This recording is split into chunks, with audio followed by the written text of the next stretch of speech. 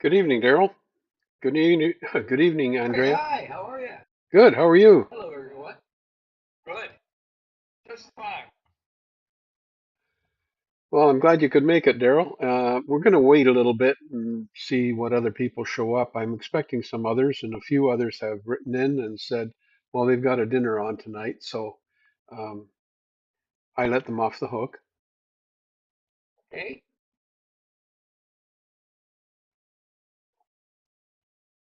I'm here in Victoria, rushing near Victoria. You're familiar with this area, aren't you, George? A little bit? With which? Victoria, BC. Oh, yeah, of course. Been Yes, there. because you would have spent time in Esquimalt when you were in the military. Yeah, Yeah. yeah. And actually, interestingly, I was there for the bathtub races. Just it just turned out that way. Yeah. Yeah. I out that area quite a bit. There's an area that's just on the other side of the Naval Yard Harbor that is called Esquimalt Lagoon. Yeah.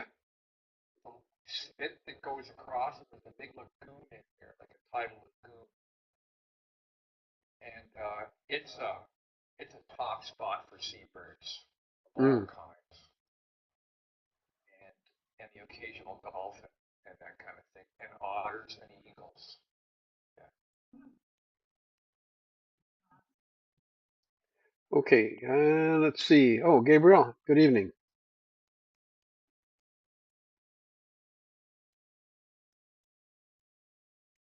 Talking to me?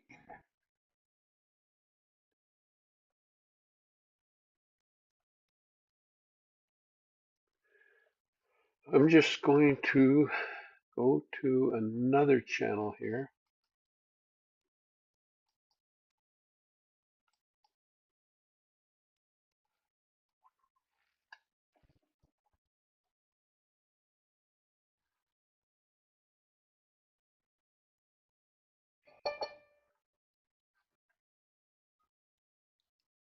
So can you hear me? I can. Yeah. Okay.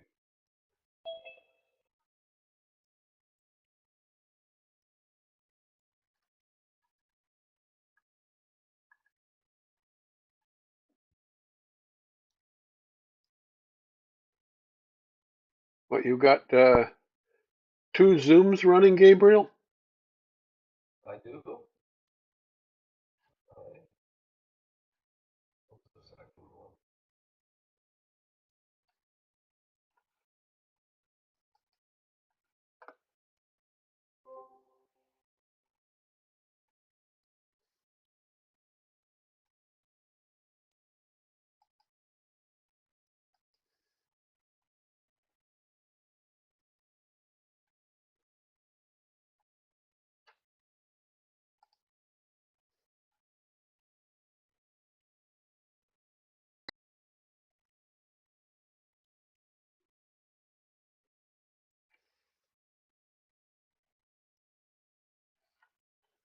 Yeah, we'll just wait a little minute.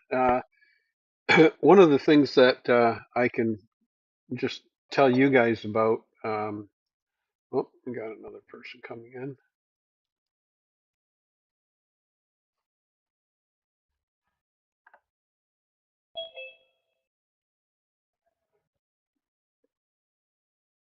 Gerald, how are you? I'm fine, and you? Oh, hey, listen, I'm excellent. Nice to see you here. Glad to be here. Anyway, I was just saying that I'm going to wait a little bit because people don't tend to be coming in on time necessarily. So I want to make sure everybody's here before we really get started into any of the visuals. However, I will say one thing that um, I'm I've got sort of a neat thing coming up for you guys on May the 12th, and I think some of you have probably already heard this guy, but it's Chris Atkins. and he's a very prolific photographer, videographer. He's been to Siberia in the Near East, and he's taken an awful lot of images. He's won some awards too on his uh, films and video productions.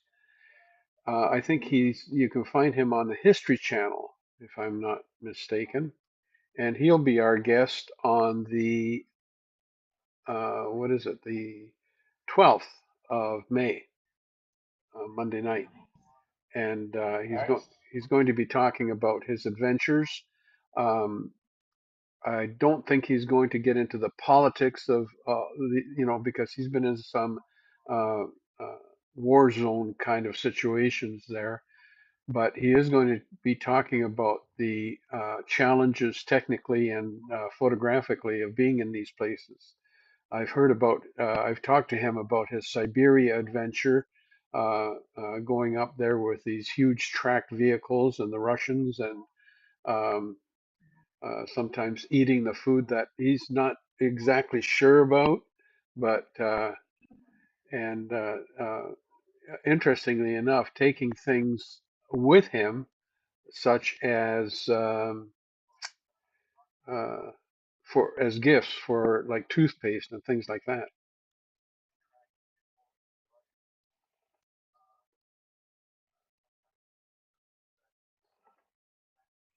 Sounds interesting. Looking forward to it. Hang on just a second. I've got somebody here. Mongolia. Hmm? Sounds like Mongolia. You take a lock, you give a lock as a present. They actually like stop the journey with an airplane. Just tell them, hey, I want to land there. And then go to the desert. Give them a lock or something to space and they do it. So Tom's here. It's a big place. He went to the YouTube channel. So I'm just going to send him a link to the Zoom channel because I think he would prefer to be on Zoom. Okay. So let me do that right now.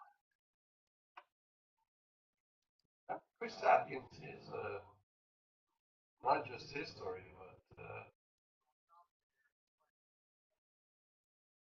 CNN, Fox, Smithsonian, Zoomer, Vision TV, TSN, CTS, Yes TV, PBS, Netflix.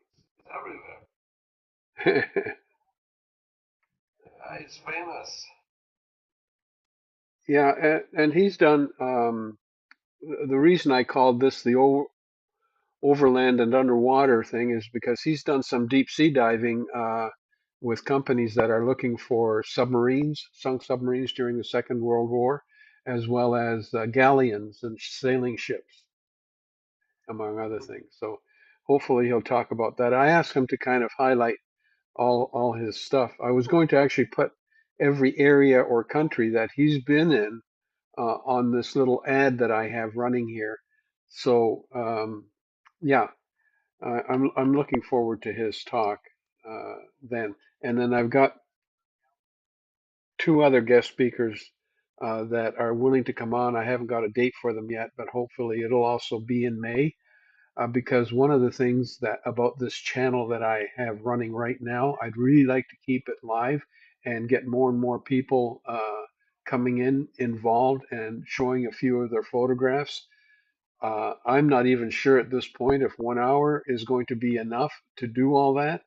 On the other hand, I don't want to overextend it. I know there are some channels that run for about 2 hours, but if it's interesting and if I can keep it interesting, I think people will hang in there. But I like to keep it somewhat brief, so consequently, I think we've got room for maybe um, two people to show off their images, and one of them is Daryl, who has uh, been kind enough to pull together some images that he shot, and also Gabriel. And although I've seen some of Gabriel's images, I don't think any of you guys have, but and he has had some interesting shoots. Anyway, let's see. I'm going to give that link now. to Tom. That. So if you'll bear with me for a minute. This Atlas also shoots for the National Geographic Channel. That's not easy to get in there. Oh, I know. He's been in some interesting digs, archaeological digs. Facebook and go to my channel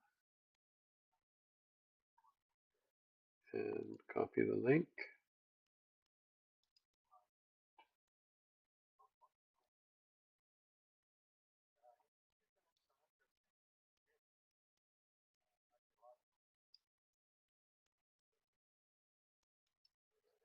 Let's see if I can get to.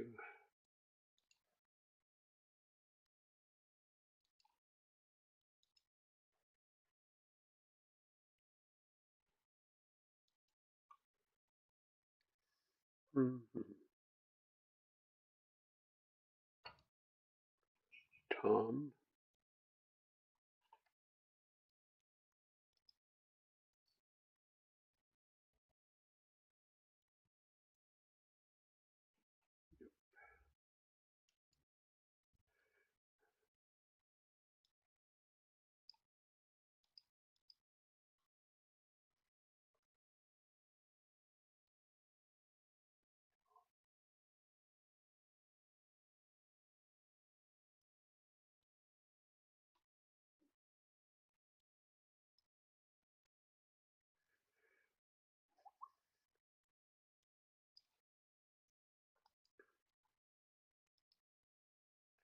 So, Gabriel, did you pull together some images for us?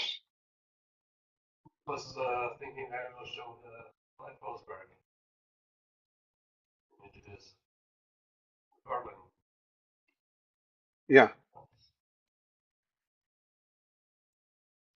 Okay. Do you want to go first, and then I'll let Daryl kind of finish off in the last part of the hour. Yeah, sure. Whatever works. Works for me. Right. There you go. So I've been to Berlin in 2010, and I always seek out where you're not supposed to go. Take take some photos. So I don't know if any of you been to Berlin. It's surrounded by hills. I believe there are 7 hills around Berlin, and they are not natural hills. So after the Second World War, Berlin was in ruins, and since Berlin was surrounded by East Germany, they couldn't take the ruins anywhere. So what they did is they they took out the ruins, the building ruins, and everything what collapsed during the Second World War. They took them out around the city, and they built 7 hills out of literally garbage. And one of them is called Teufelsberg. Teufel is the devil. Berg is a mountain, so it's called the Devil's Mountain. Hmm. And it's 114-meter high, so not really a mountain, it's a hill.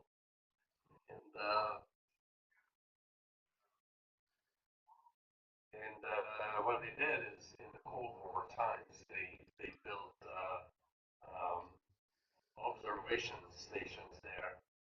So basically, listening stations during the Cold War, and it's in the area called Grünewald. It's the green forest, and there's amazing view of Berlin from there.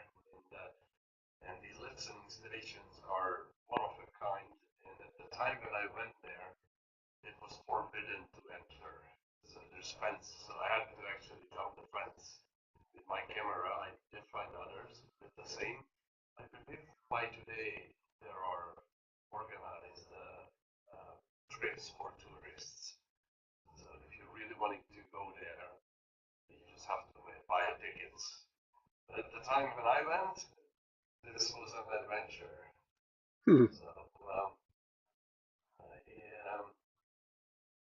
let me start showing you.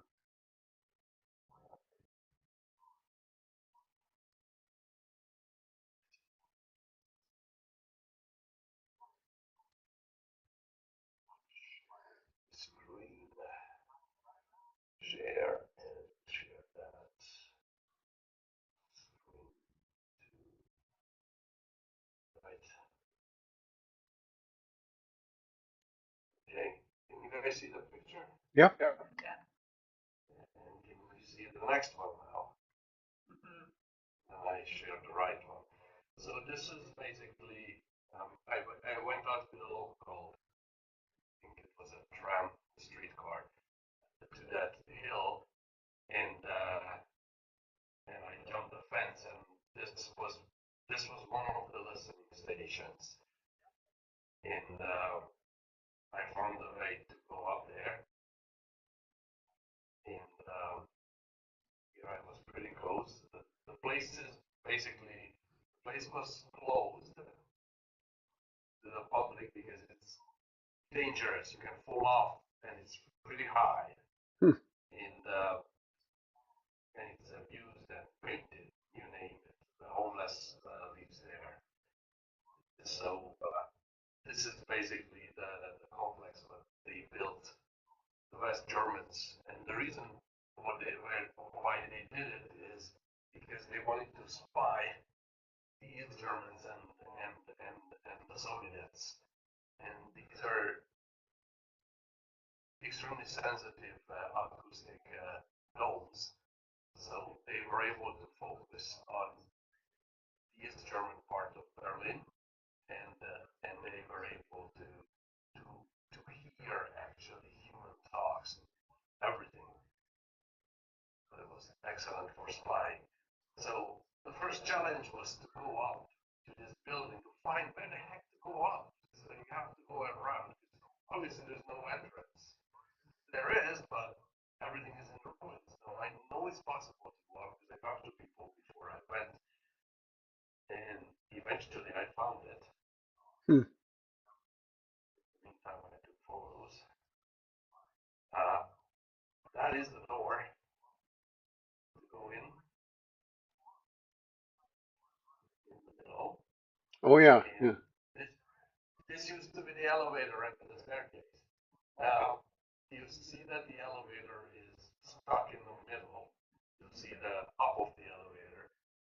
Nothing works. There's no power, no elevator, nothing. So you just go up on the stairs and it's pitch dark until you get out to the second last floor.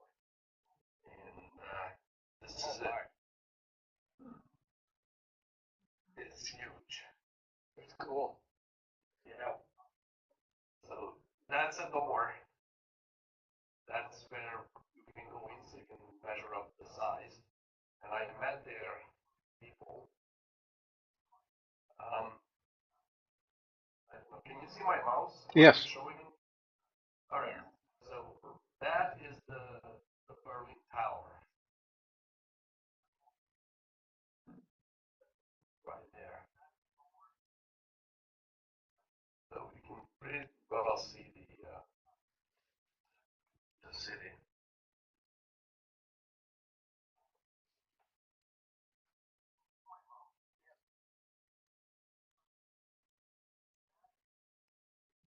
Of course, you can go up to the all the way to the top, but if you go too close to the edge, there's nothing there to protect you from falling. So I did that. Um, there are basically two towers. That's why you see one from the other.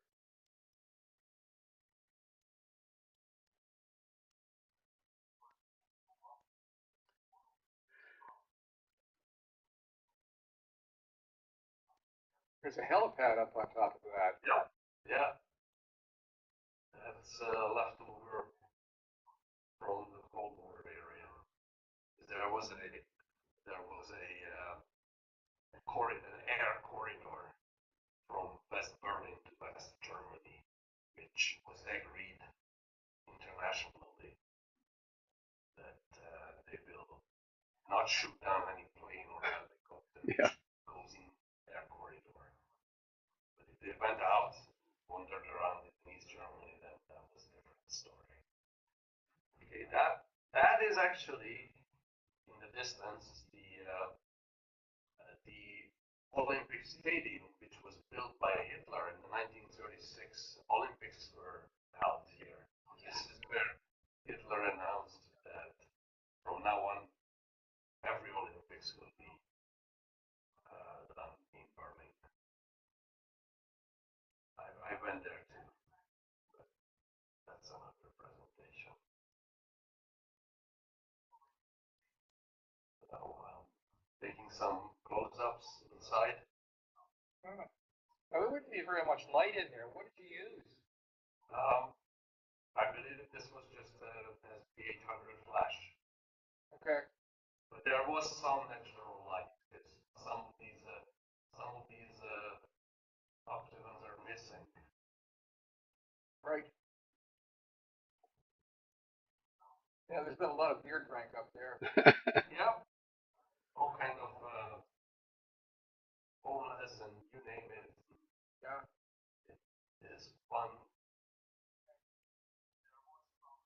There you go. You see a couple of people. They came up.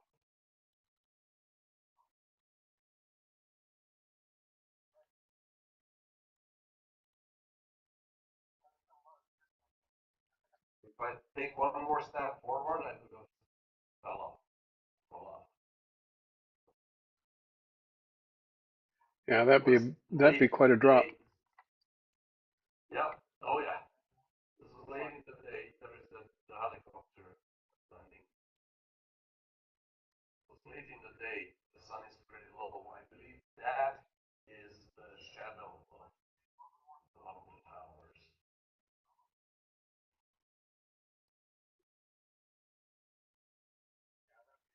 And I yanked out my 500 millimeter lens. That's a good shot. Yep. What were, do you know what those panels were made of? It's like it's like material, like Mhm. most material. It's just strong, like parachute material. Okay. They lasted a long time, but you see them missing because weather had a few decades of them.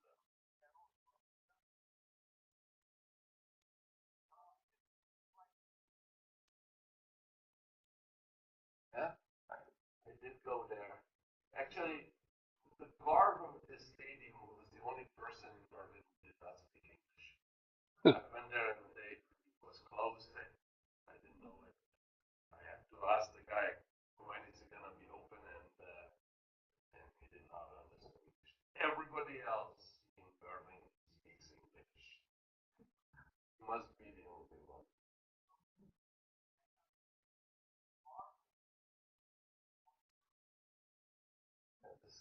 You can see the stadium far in the distance. This is what I did. I didn't have a tripod with me, so that's why the close-ups were a tiny bit shaky.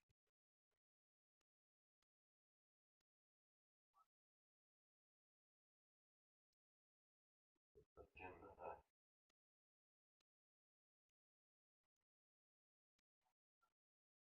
considering lots of drums go there, I don't know. Easy to get in trouble. Mhm.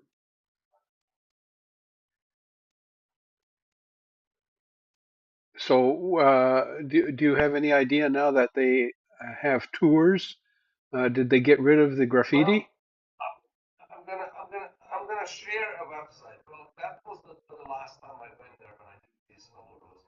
I'm going to share this website, and it does say that today tools are available where you can view the remains of the complex with its 5 large radar bulbs. But I think it's still in the same shape.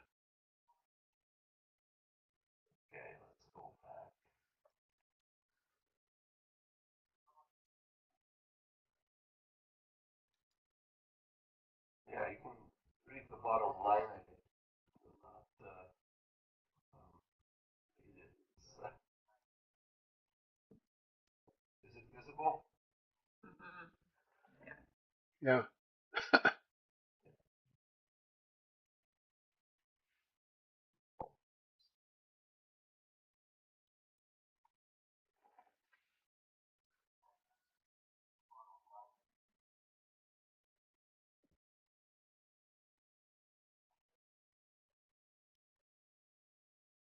Yeah, it is pretty dark in there.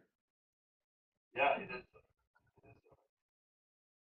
But behind me there was one of those doors, so it's natural light, I think. Yeah. There's no point doing flash because it would have been only at the beginning, at the front. Yeah. Right. The back is too far. You know, the dome looks white enough that if you had a big flash, you could just point it up and it would illuminate the room. Yeah, you have to take that flash up with you to Yeah. there. So, you know, and you have to take it over overseas. So, hmm. I could have used a tripod, which I also didn't have on me, just a small one.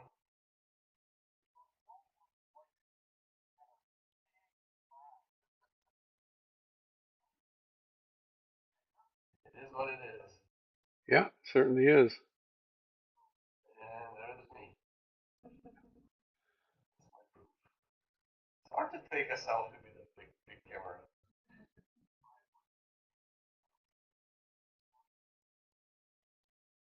Yeah, that's pretty cool. Like that. You'll see here the material a bit. This is a great photo, I like it. Yeah, Yeah. you see that it's ripping basically. Yeah. It almost looks like it's part synthetic, like fiberglass.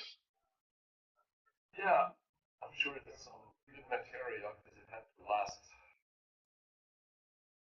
And acoustically, I imagine they had some pretty powerful microphones. Oh yeah, I'm sure they did. Yeah. All what the technology remains. Yeah. All these look like they're out of some kind of an apocalypse movie. Yeah.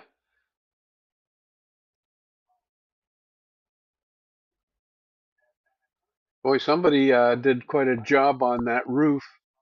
That must have taken a while to do that Oh yeah. graffiti. It's pretty big. Yeah. Yeah. It's huge. It looks laid out with tape.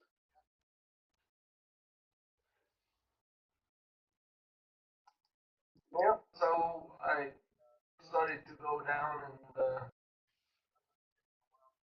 this is how it looks. Don't go too close to the edge.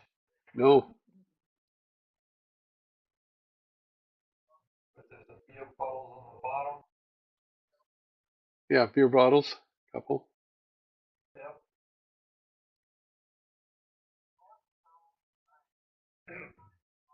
See the burning tower there.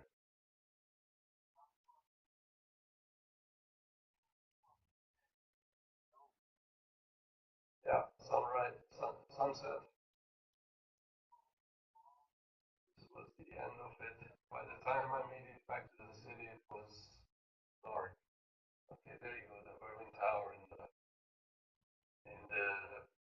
on the right side, and this is basically the TV station, and you can go up there too. That was my next step. I went up to that. You can go up to the top of that and the top of that. It's amazing.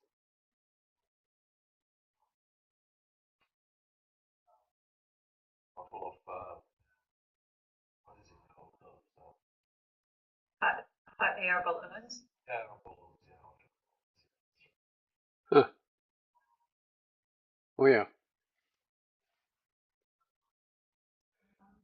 So my next question is, when are you going back?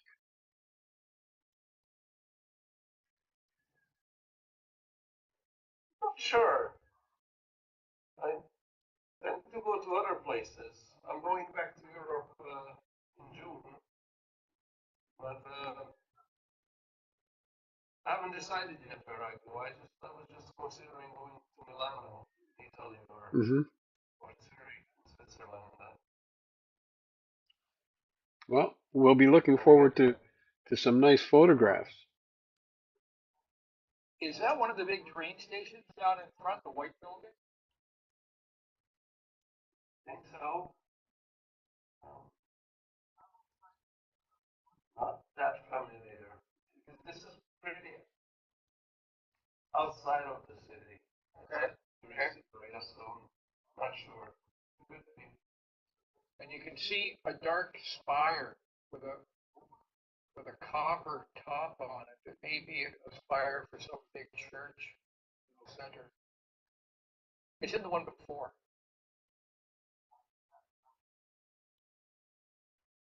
Yeah, you see the dark spire with a copper top on it. Yeah, Copper. yeah, I see. I don't know what that is. I don't know either. I had 1 week in Berlin, so Yeah. it was enough for so many things. Huh. So I'm looking at this on a laptop screen, and so I have to move in real close to see things.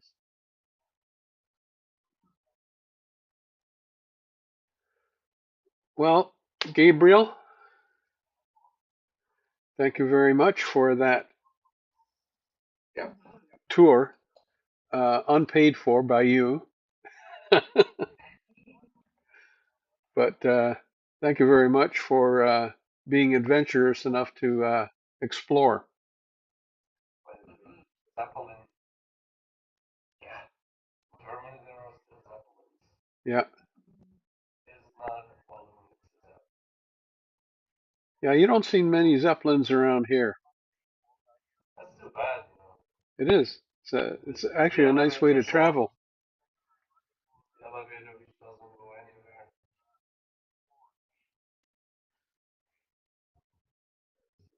Again.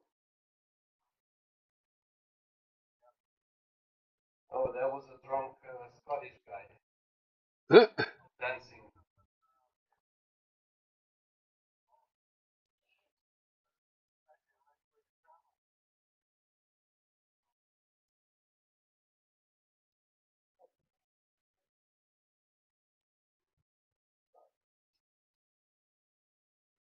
Yeah, now I'm pretty much on the lower end. You can see the angle of the helicopter pad is getting flat. It asks you not to do anything basically. Everything is forbidden to enter, to go up. We're both in. Never open. Yeah, that's the Scottish guy who was like stiff drunk. Not smart. But he was singing pretty nice.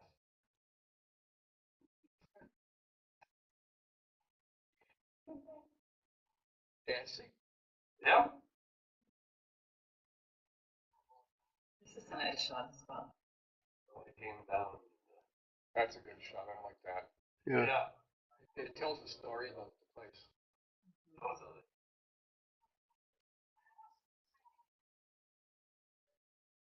Totally.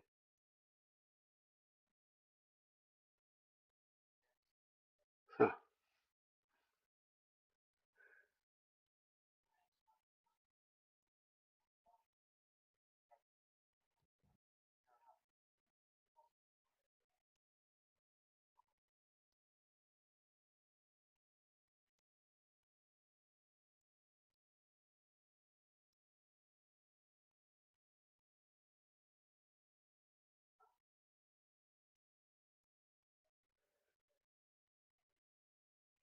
Downstairs now. It's a lower Yeah. level. Once again, that elevator. I think this one I use the flash. Yeah.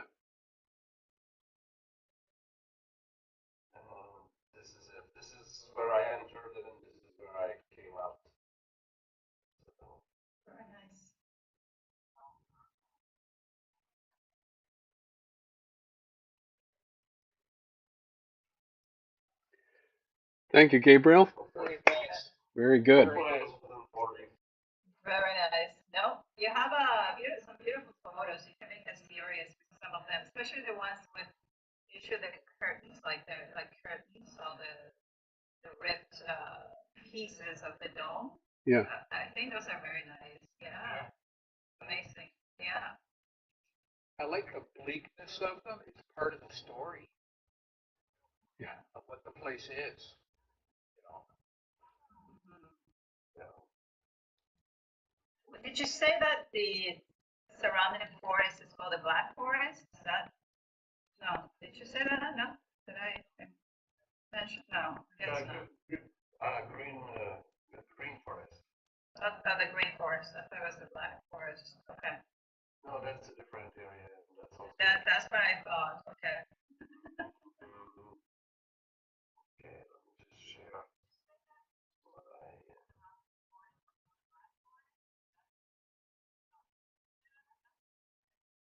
This is about the White Forest Park building.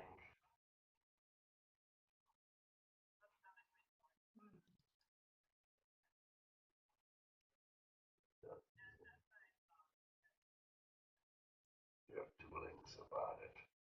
Easy if anybody would like to Thank you. discover it. Okay, yeah, there it is.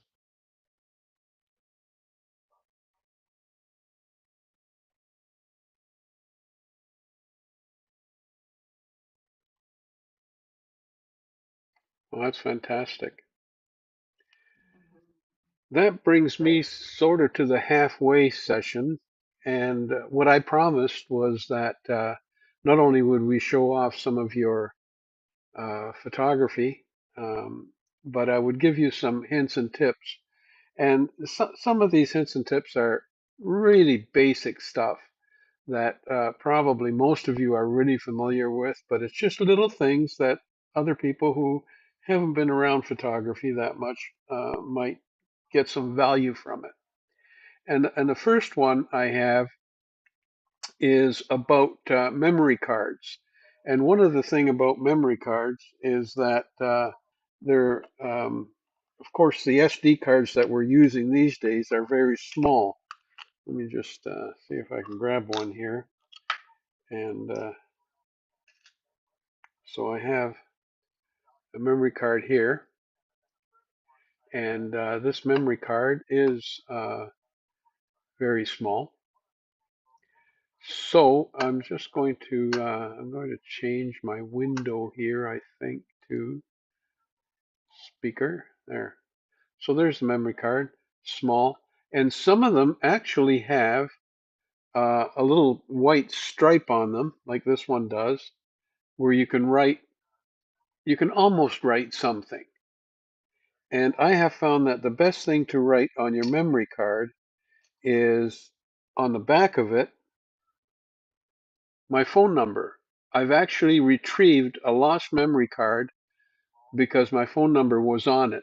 And um, I don't find any real good reason to write my name because they still don't know exactly how to get in touch with me, though I think I'm fairly easy to find. But most people who aren't on the web as much as I am might be a little bit more difficult to find. But they found me by doing this. And I think that it's, you know, it's a pretty good idea to write your phone number on the back of the card. And That's a good idea. yeah, um, I think it is. And the problem was that I had Sharpies, but they were all black.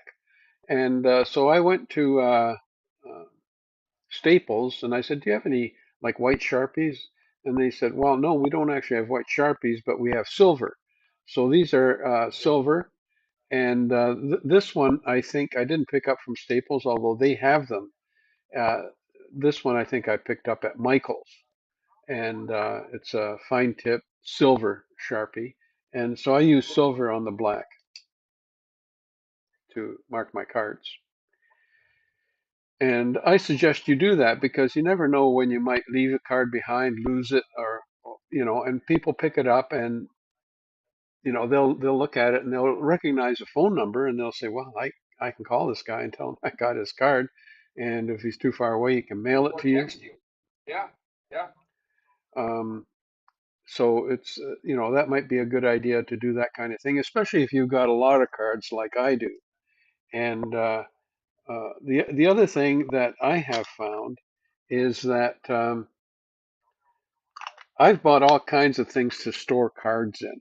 I have. I just all kinds of little gadgets that you pick up and you can put your um, SD card in or uh, whatever card you're using. I always carry a spare card for a micro SD that you insert in the bottom, the micro SD. And people say, well, do you use micro SDs?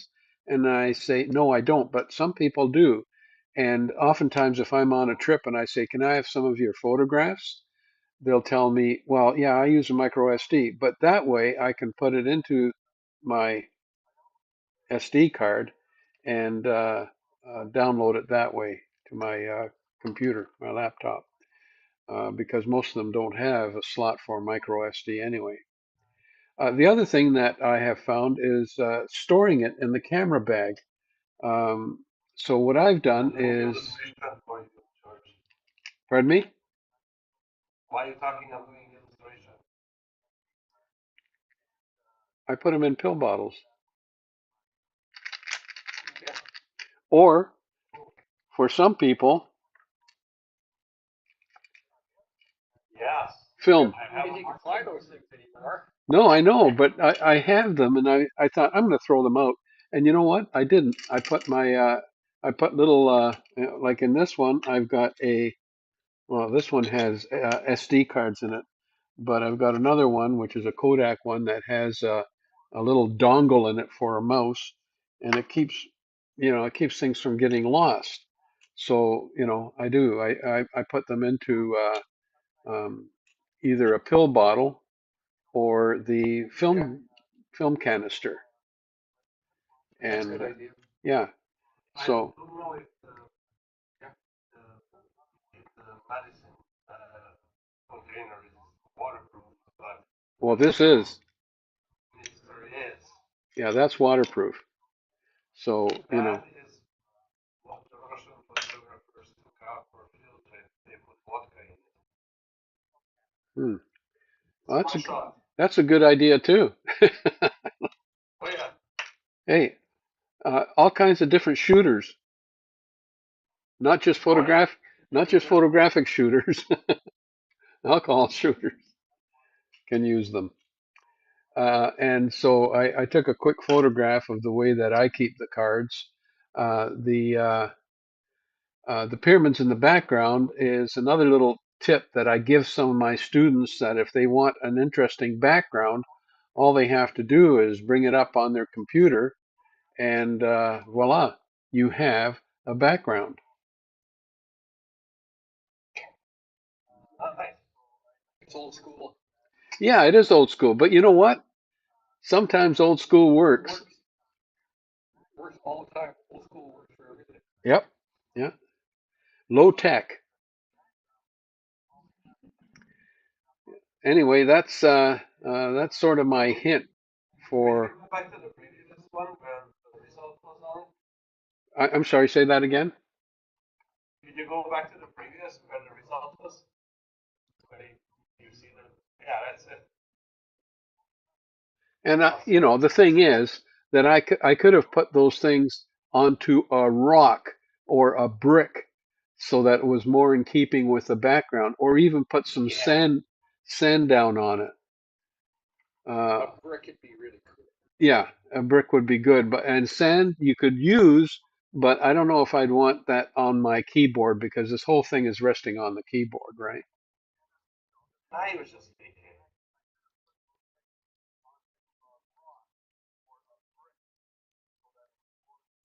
Yeah. Little sand on your keyboard, George. No, I know.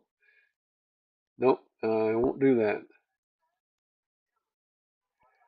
So anyway, I just want to remind you again about May the 12th. I have Chris Atkins is going to be here talking about his photography. And now having talked about your photography, Gabriel, I'm going to let Daryl take it away, and he has some images to show us. Um, and remember, like what I'm trying to do is, if you don't mind sharing the link with on your Facebook page or whatever social media you're in, if you share it, then we'll have more people here. And I'd like to get as many people involved in this as I can. I keep sending stuff out to former students, and I keep posting it to my um, various social media outlets. Uh, but I think it's something that once it starts snowballing, I think we're going to be good. After today, I'm actually going to post on Instagram and on Facebook that same graphic you saw with Chris Atkins. So maybe that will Great. attract some attention. Yeah. Okay, so next we have Daryl. Do you want to take it away, Daryl? Okay. A little background. I was a student at George's for 3 years at Conestoga College. I didn't think of him as an instructor as much as I did a professor, um, because he's just, I learned so much stuff from him. Anyway, my background in photography, this is my first real camera. Santa Claus brought for me in 1969, Huh. the original lens, and I still put a roll of film, of black and white through this thing about once a year. What what is it? F2. It's an old Canon TL. Yep. And it's one of their first internal meter cameras, actually. It's a stop down meter. You have to stop it down to get the light, and then you open it up again to the aperture you want, and then you take your picture. you know, it's just really weird. Anyway, and before that, as a kid, starting at about 10 years old, I think I got like 65 or so. Um, I got an Instamatic 110, a Kodak Instamatic. And that was my first camera. And then a Polaroid, and then another Kodak thing, and then Canon, and I've been a Canon shooter since 1969 as a result. Now, um, the new wonderful world of mirrorless full frame, uh, the adapters now that you can put on these cameras, I can use all my old 60s lenses again, and I just love it, because so as a result, I wind up shooting about 50% with vintage manual focus lenses because of the look that they give. They're less clinical. They're just wonderful. Mhm. Anyway, so okay, so some pictures. Do I hit the share button here, George? Yeah, first you open the image on your Oh, okay. desktop or wherever. Then you go back to Zoom, then to share, and then a window will open up where there will be a number of things you can share, and one of them will be that image. Okay, so I open up the image that I want to share. First, yes. Um, and that's just like this on my computer, you mean? Yeah. Okay. What do I want to put up first here? Let's let's start with this.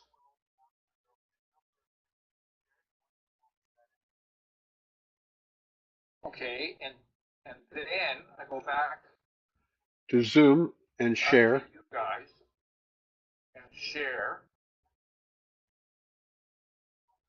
and screens documents.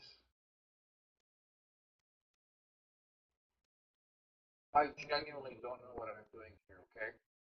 Okay, or Okay. how to get one up If for you. did you hit share? The green button at the Yeah. bottom, Oh, okay. Share, and then and then it another says another window opened up. allows Zoom Workplace to share your screen. open system settings. I'm on a Mac, eh? Yeah, it should work on a Mac very easily.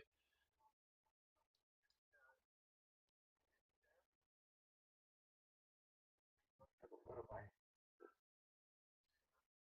Adobe Lightroom Classic. Zoom. Okay. Zoom turned on in the sharing. I just did quit and Okay. reopen.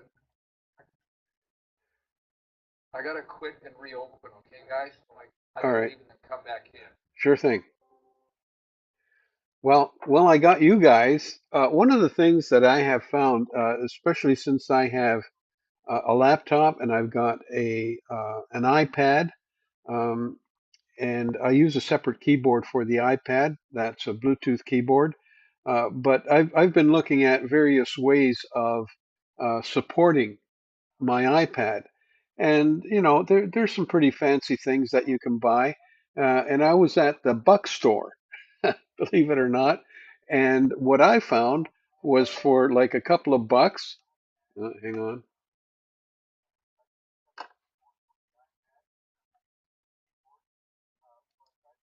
gotta let Daryl back in.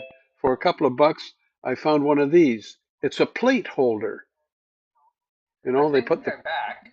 the plate, pardon me, and then you can change the degree that you want it open. So for $2, I got a iPad support. Amazing. Great Share. idea. Okay, here we are. There we go. You got, you guys see it and go allow. Yeah, we've got it. Okay, I don't have you though. Oh yes, I do right there. Okay, this was an assignment that George gave us. I'm going to show you like a couple of portrait and studio things first, and then a bunch of other stuff. I'm going to stop you right This there. I'm going to stop you right there Yeah, because she just got in touch with me. really? Yeah, and she was Olivia. Olivia Marshall. Yeah, she's great. Yeah, and she wanted a referral because she's expanding her portfolio and she needs a referral. I mentioned that to you because if you have her address, you might want to get in touch with her and also provide her with a referral. And I would also send her that photo. Yeah, absolutely. Okay, anyway, I didn't mean to Okay, interrupt you, but if you if you could message me like her I will. info, George, that would be great. I will. Good. Okay, uh, so George gave us an assignment of film noir, and I have a lot of background in jazz. I have my own jazz quartet for 25 years, kind of thing, and I wanted to recreate a Miles Davis album cover, and this is with a single small softbox that I brought like to class with me, my own, and it's on one side, and it's just a Canon flash off camera inside um, inside the softbox. It's up close with a black background, and I think it's stopped down a fair amount because she's got depth of field front to back of her, so it's about f8 or so, maybe 2 or 400 ISO. And so there's that one. Nice. Yeah, very nice. George saw this before. Yeah. Not a ton of editing on this either, except um, back then the only black and white profile that was available for Lightroom was Adobe Monochrome, and so a little bit of highlights work, but that's about all. Okay, so how do I get out of this thing? Great lighting. Stop sharing. Well, thank you. Stop sharing and Oh, open the next image and start sharing again. stop share, and then yes, George will know this one. Well, okay.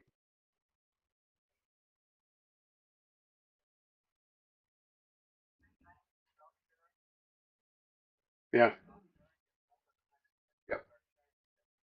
Again, another school assignment. Jorj sent us out. I'm looking for anything for anything interesting to do, and I was driving around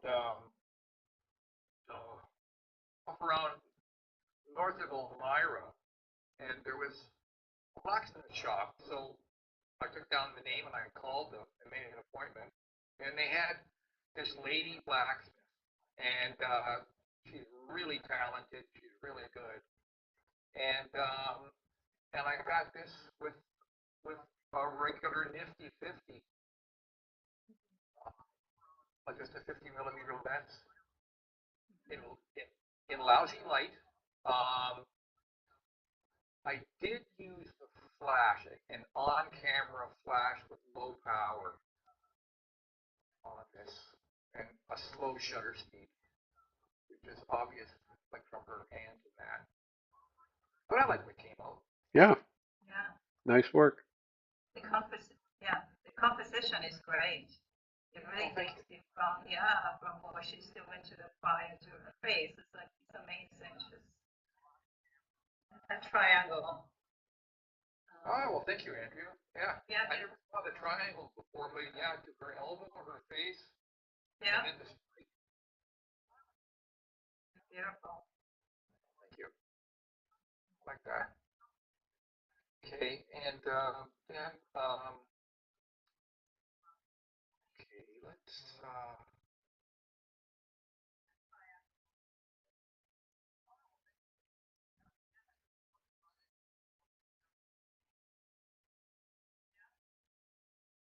share.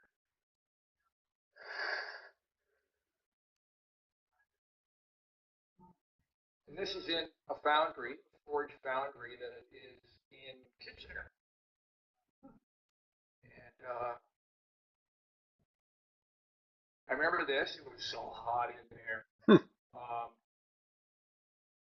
this is with an 80 to 200 2.8 because I had to be a fair distance away from them.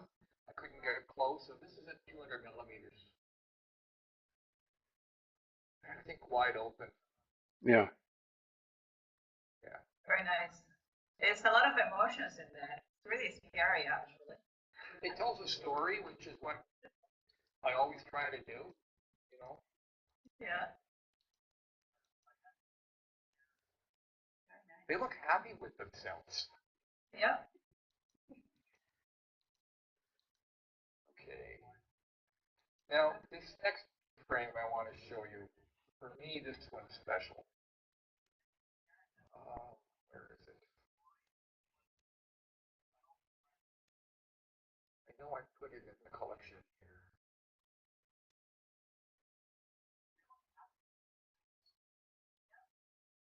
Oh, yes.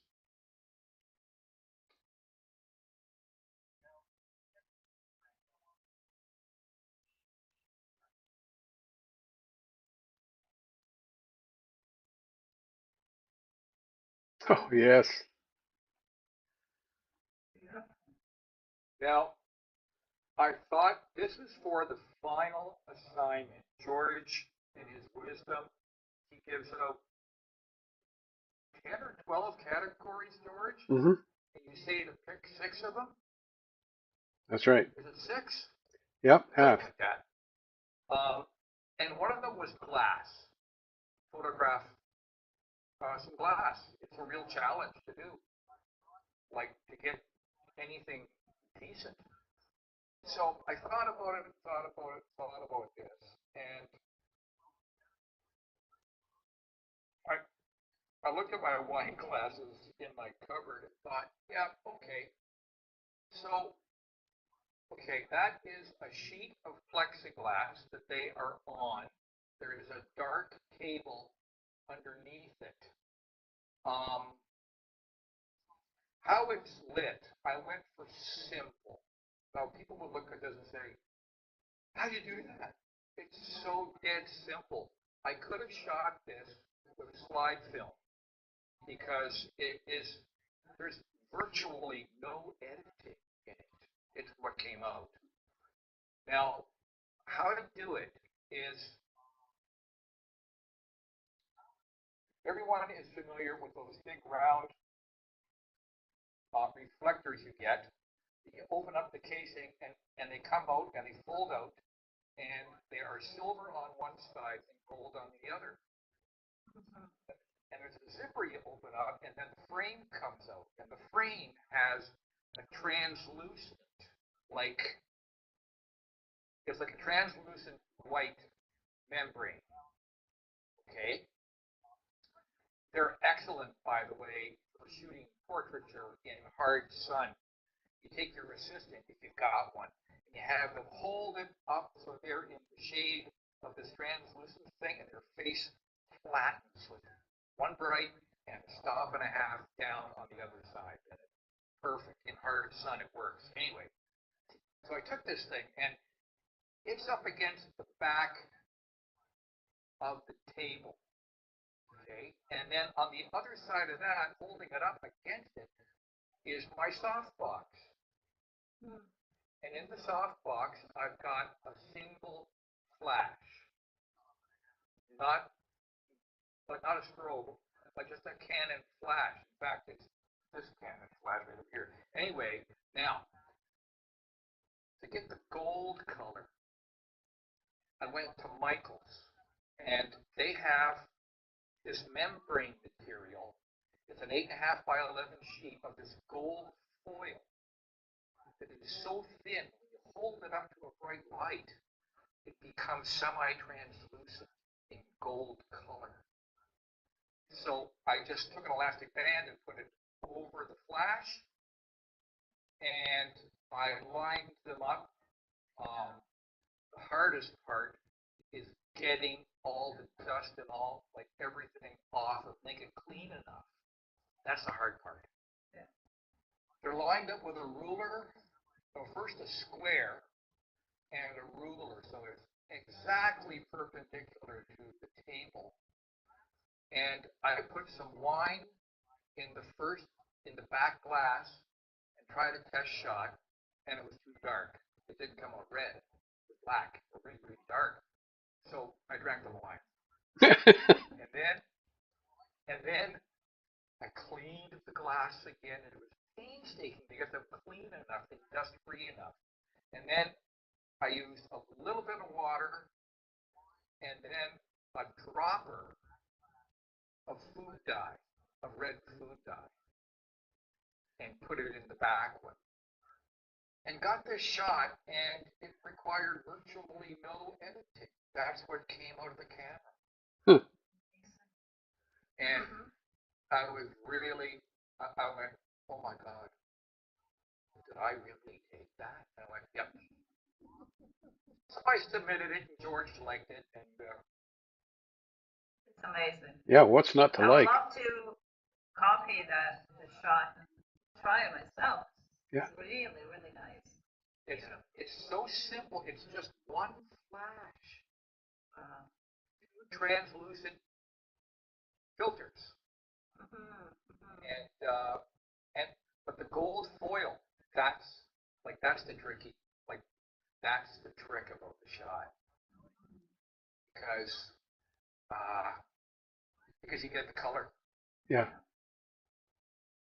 Anyway, another one. Let's get away from the studio work. Do a little portraiture. I got to show you this one of my granddaughter. Now, this is shot with a 50-year-old 55 millimeter f1.2 lens.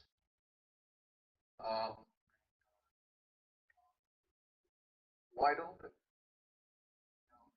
I looked at it and I said, Daryl, you're going all cars on them, you know. But Yeah, I like this photograph for. Maybe I should Nice. have stopped it down to about f4 because then both eyes would be in focus. That's,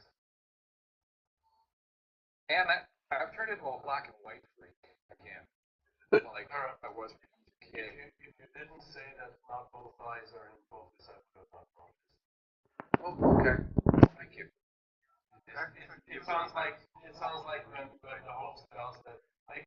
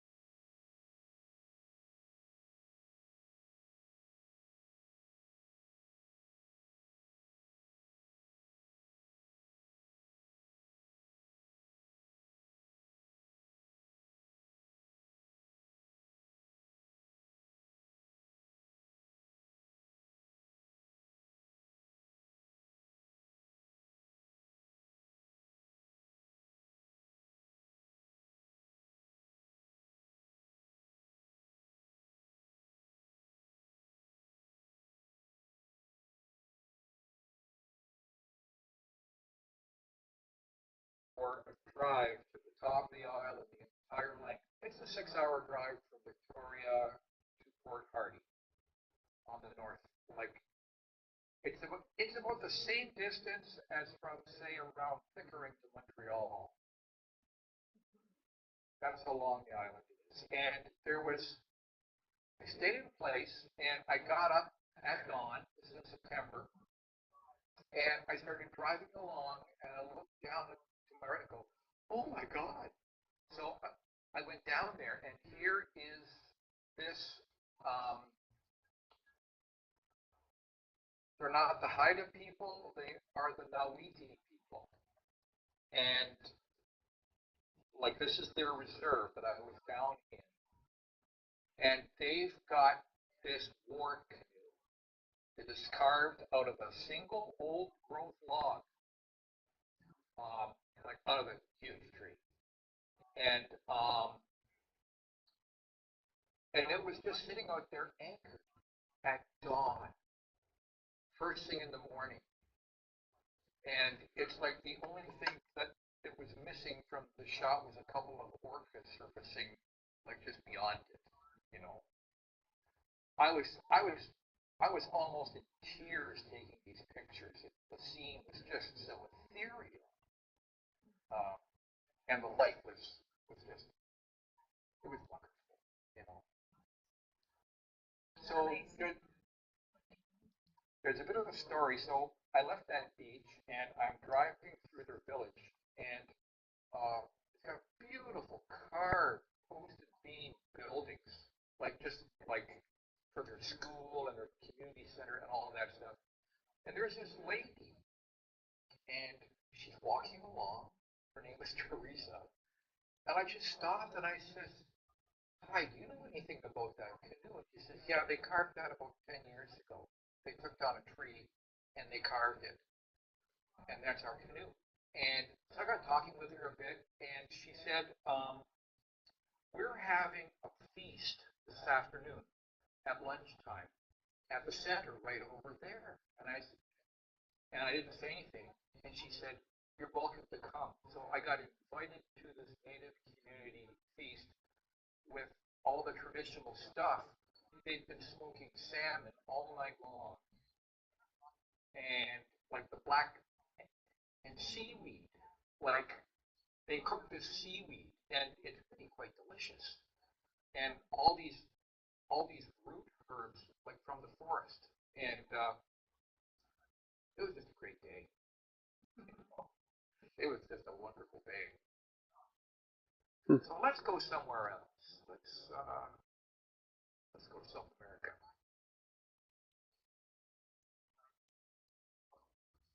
Almost a year ago, almost exactly 1 year ago, my sweetie and I were we started in Buenos Aires, got on a ship, and went all the way down the coast, South America. We bumped into a couple of places,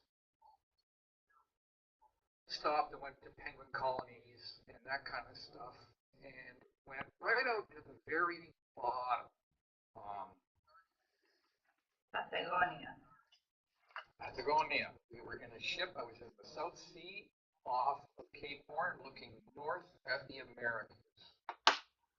And it's just an amazing place to be. And fortunately, we had fairly calm seas. Wow. The time before that the ship was down there, they had to turn back because the Drake Passage can be absolutely insane. Yeah. Now, I'm trying to find it. I've got a couple of them in here. We were in Ushuaia, which is in the Beagle Channel, which was Darwin's route. It's narrow. In places, it's like 1 kilometer wide. Oh, where is that? Those photos I took. Here. Okay, and then I'm getting the hang of this, George. Mm-hmm.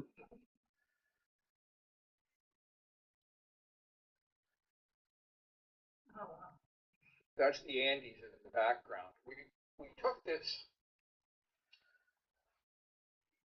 like a whale watching thing, like of the Beagle Channel, and they go out to these islands.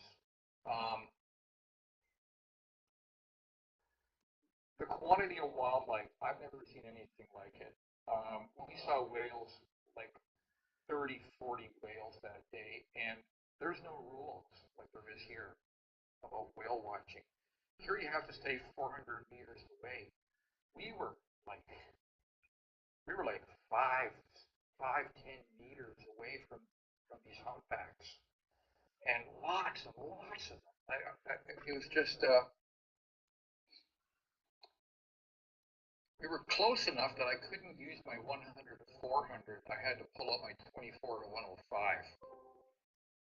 because you just couldn't get anything like with the big telephoto. Um, when we first got off the boat in Ushuaia, where is that photo? I'm so glad I got this shot. I gotta find it. Here.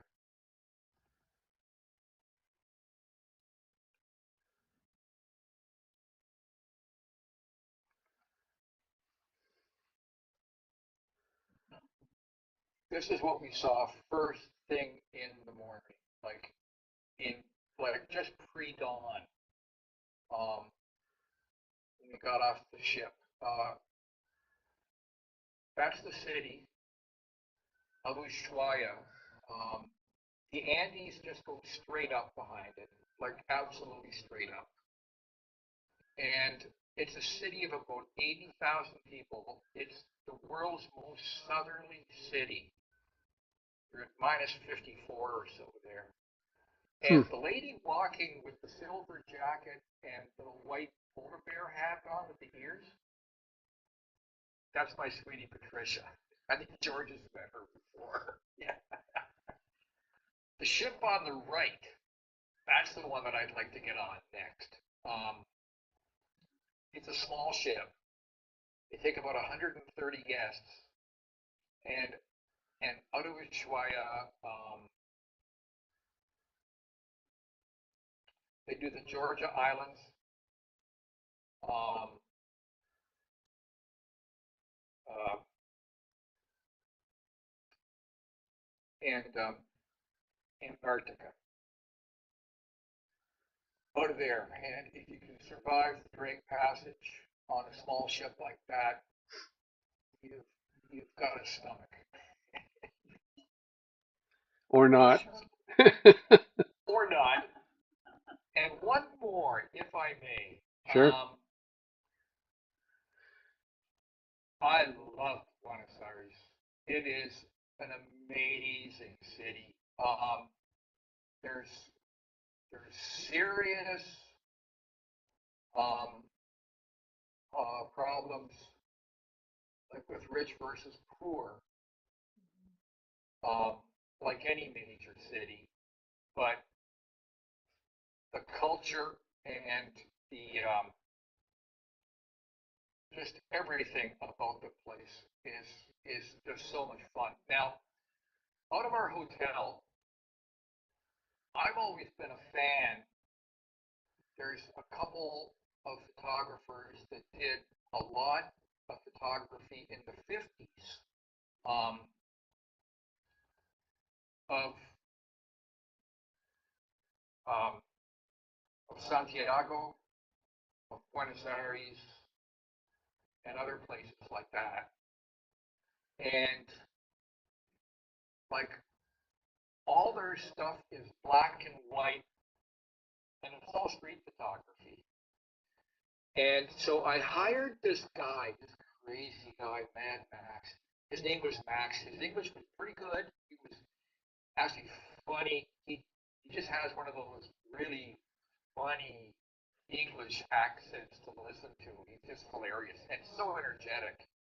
Mad Max took me around, and I said, Max, I don't want a tour of the city. We did yesterday. I said, I want to go and see all of the old bars and cafes. Oh, you're adventurous. Huh? I say you're adventurous. Yeah. So he says, okay, I might be your bodyguard. That's perfect. Okay.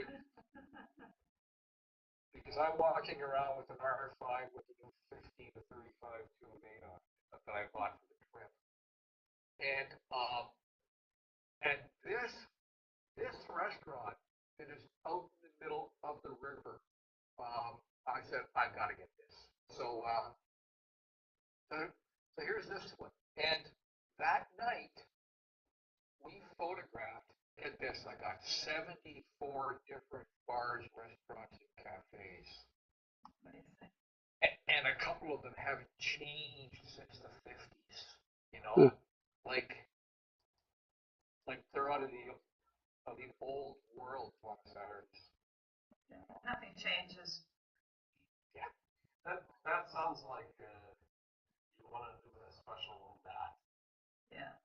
Yeah. yeah. I'll just So see the whole those, but that's like a half an hour at least. Yeah. yes, and I've got them all. You know, and there are some cool ones. Like many of them are modern, but like this one's been around a long time. This one's been around since the 70s, and it's like it's been rebuilt once or twice, eh?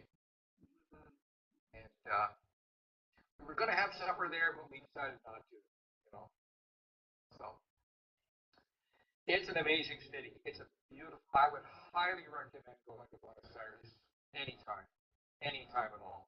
You know, um,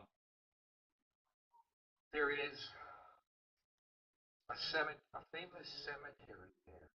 It's called Recoleta, and it's where people like Eva Peron are there. It's all above ground mausoleums,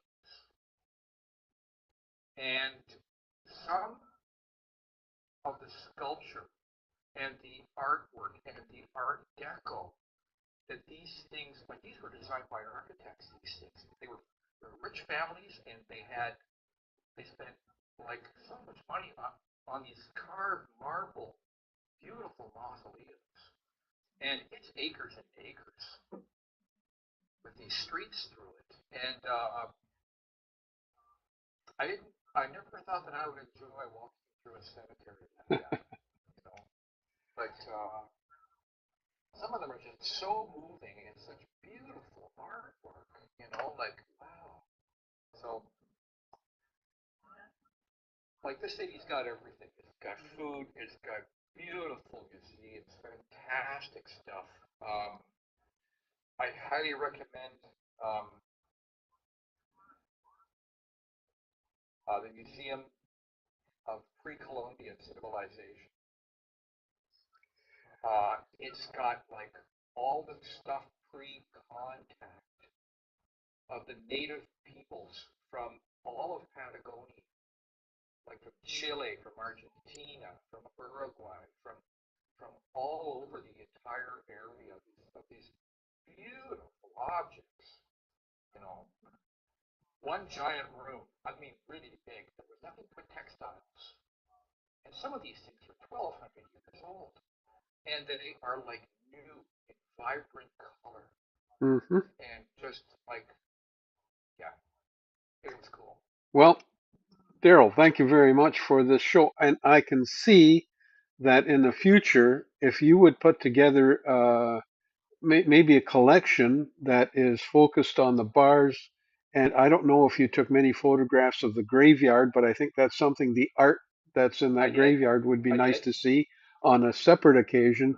I think we've got a few very, very interesting collections here that we can have a look at.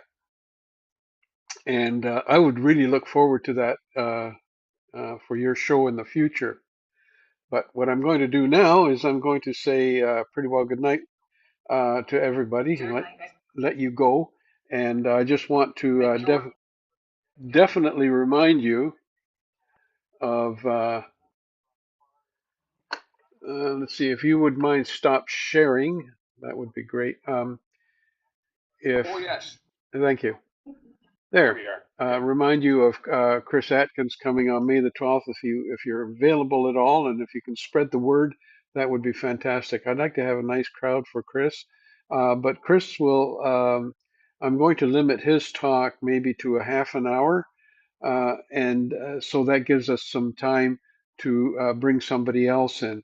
I'd like to get as much diversity as possible into these talks because I think that's sort of open. Where the heck did that other window come from? We got to get rid of that. There. I'm still getting used to some of the switchers and different camera views and so on with this new software I'm using. It takes time. You're kind of I'm kind of not only doing the video but the graphics, and then when I have a guest, they'll end up over here in this window, um, and I might give them a whole window to themselves so that they can show off their stuff. But and then what I want to do is I want to work on my YouTube presentation. I noticed that the only person that came to the live YouTube was Tom, but I'd like to build up a presence on YouTube as well. So I have to figure out how I can share Zoom images on YouTube.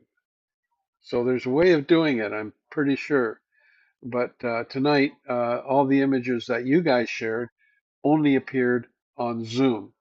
And I'm not sure how to make it appear on YouTube, but I'll figure it out. Anyway, Okay. I'm going to Just, say good just you night. know, George, the If audio you George, also thank you for depends inviting me, George. Thank you very much. listen, it's a pleasure having you. The other thing is that please, if you go to YouTube and you see this live video, just give it a like and obviously don't forget to subscribe because I'm looking for subscriptions too. So with that, I'm going to say thank you very much and Thank you. good night, See you, everybody. everybody. Okay, Yeah. definitely. Bye. Bye Bye. now. Bye.